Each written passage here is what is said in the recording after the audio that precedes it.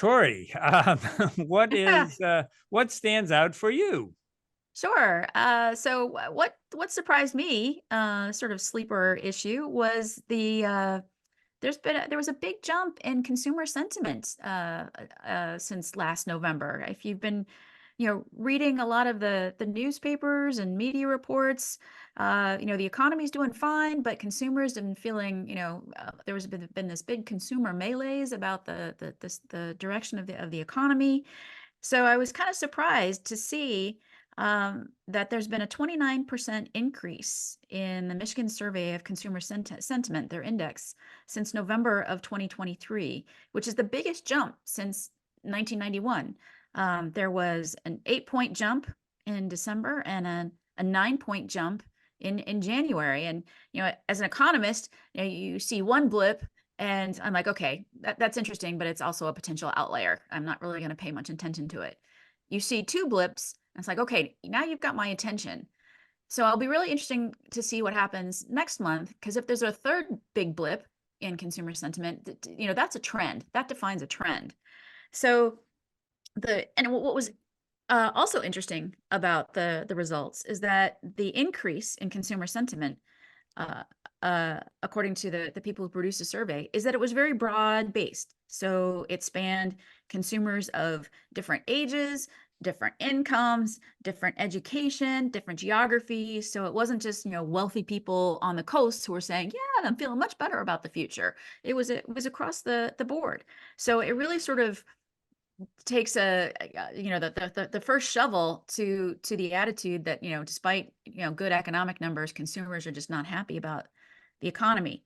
So the question becomes then, what were the potential reasons for these two blips?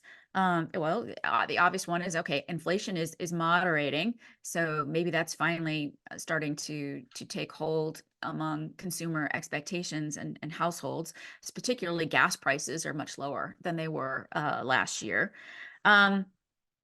Unemployment is still low, but hiring is still strong. So people see a lot more opportunities out there than they did before. That might be a reason.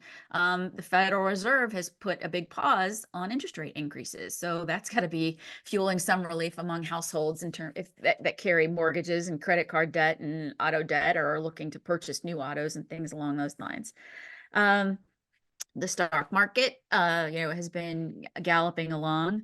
And then, of course, there's also been media coverage about, why do households feel so poorly about the economy when the economy is doing so well? So this might be sort of a pro-cyclical effect here, that consumers are finally starting to digest what the media has been reporting about. Hey, the economy is actually doing fairly well. So now, this is all to say that, the index is still below its pre-pandemic level by about 20%. So it's not like, the roaring 80s again, or the roaring 90s. We still got some ground to recover post-COVID. But again, it looks like the beginnings of a turnaround in consumer sentiment about the economy. And obviously, it comes at a pretty useful time as we head into an election year in the fall. Everybody knows that people's opinions about the economy are very influential when they go into the voting booth. So that's what I'm going to be keeping an eye on over the next month or two. It does come as a fascinating time, because there have been some, very positive numbers on unemployment and wage growth and some of the things that you would think would have an effect, and yet people have still been, down in the dumps over the economy. So whether these surveys are actually showing a real turnaround there, as you say, that's going to be a really important thing to keep an eye on for November.